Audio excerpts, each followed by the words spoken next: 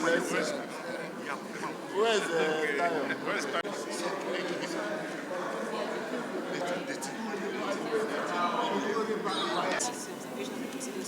Well, we are very happy that today the final report of an international observer group accredited duly by INEC, that is the European Union Observation Mission. Their final report was today tendered and admitted in evidence by the court.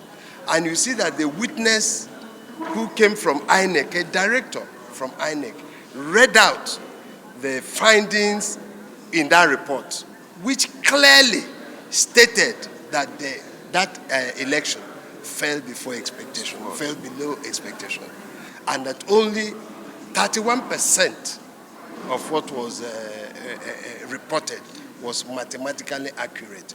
So we think that this is a very good one. How significant is the tendering of this report, considering the fact that the witness was not the maker? No. The important thing is it's a certified document. So that is what is very material. It doesn't matter whether it's tendered through the witness or not. The important thing is the document itself. And in law, we say the document speaks for itself. So we're very happy. Thank you. No, we can't talk about everything.